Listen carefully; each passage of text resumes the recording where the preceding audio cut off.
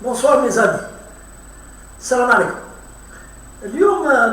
Nous sommes le 17 avril 2022 où j'étais dans un article في الوطن في la rubrique internationale نقرأ projet britannique visant le transfert des demandeurs d'asile au Rwanda. Le Haut Commissariat de l'ONU s'oppose.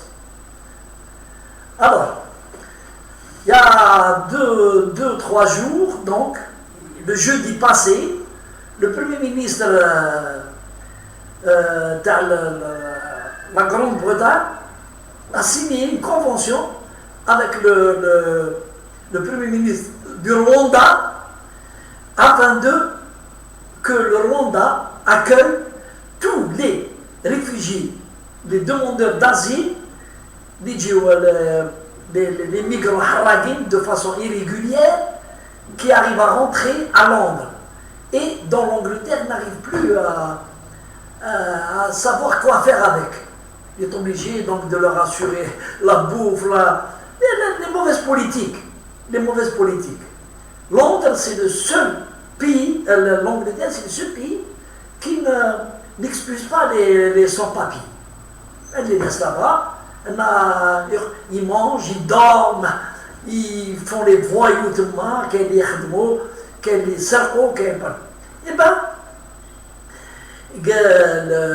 le Premier ministre avec l'excentrique, avec le type à la chevelure Mahmoud, il a voulu rééditer le Guantanamo américain, qui m'a les États-Unis derrière le Guantanamo à Cuba, ou habite dire un Guantanamo pour Rwanda.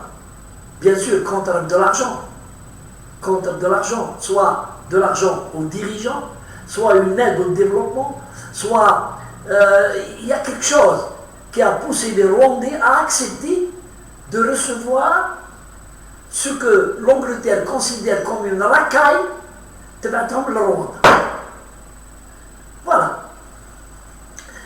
Et pourquoi l'Angleterre fait ce qu'elle peut pour se débarrasser?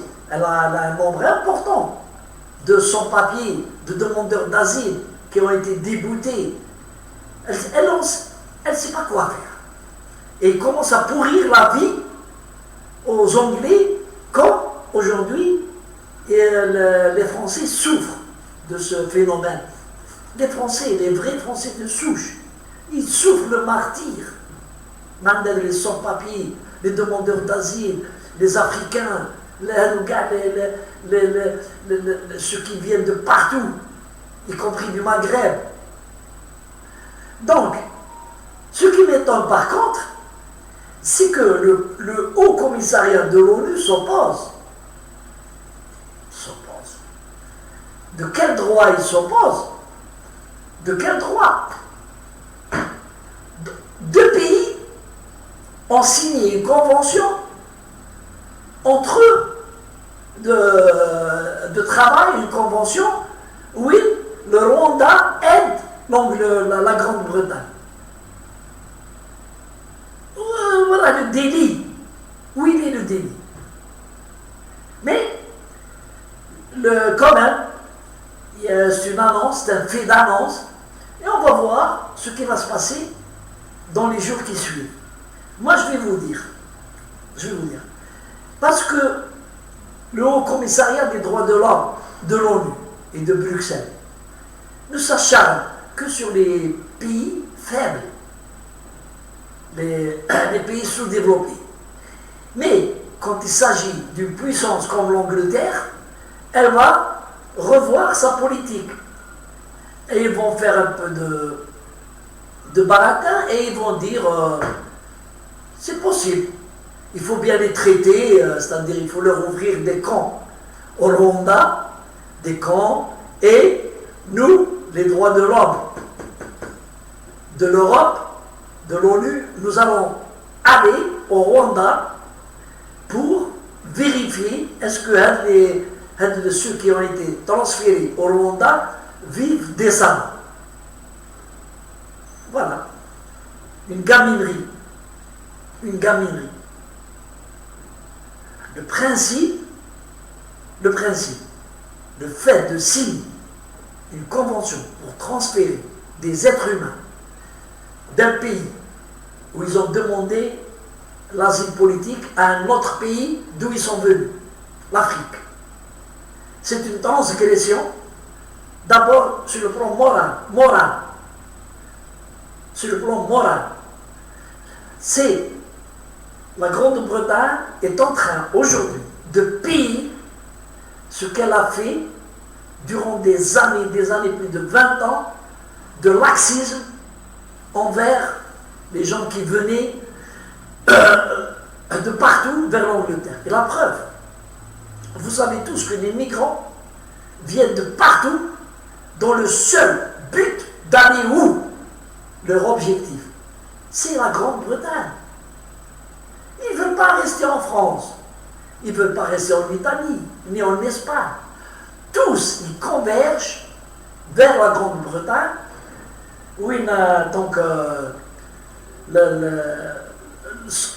l'endroit où les bateaux partent sur la Grande-Bretagne, afin de monter dans des camions et de traverser la Manche. Et souvent, il y a eu des morts, parce que les gens se sont tombés sous les roues des camions, d'autres ont été asphyxiés. Mais les migrants, ils ont un seul but et une seule destination, c'est la Grande-Bretagne. Pourquoi? Parce que là-bas, c'est le laxisme total. Les migrants viennent, ils sont pris en charge tout de suite, on leur donne des logements, on leur donne du travail, on leur donne de l'argent par semaine. C'est le paradis pour eux. C'est pas comme la France, grâce au parti d'extrême droite, les gouvernants français commencent à revoir leur politique. Et la preuve, aujourd'hui, Marine Le Pen est au deuxième tour et risque d'être élue présidente si les Français sont sensibles aux dangers qui les guettent si ils élisaient encore Macron. Parce que Marine Le Pen a une politique anti-immigratoire. Il n'y a pas. Elle l'a dit, elle est contre les demandeurs d'asile. Les demandeurs d'asile, qui s'ils veulent demander l'asile, ils n'ont qu'à aller dans les ambassades de France, dans les pays où ils se sont harcelés. Et c'est là-bas que leurs dossiers seront examinés. Deuxièmement, elle est contre le regroupement familial. Troisièmement, elle a dit, si elle était élue présidente, la première chose, c'est d'enlever la double nationalité. Les gens gardent la nationalité française ou gardent leur nationalité d'origine. Ce que j'ai toujours appelé au gouvernement algérien de le faire. Le gouvernement algérien doit faire une loi pour que tous ceux qui prennent la nationalité autre qu'algérienne perdent celle de l'Algérie. Mais on ne nous écoute pas, donc...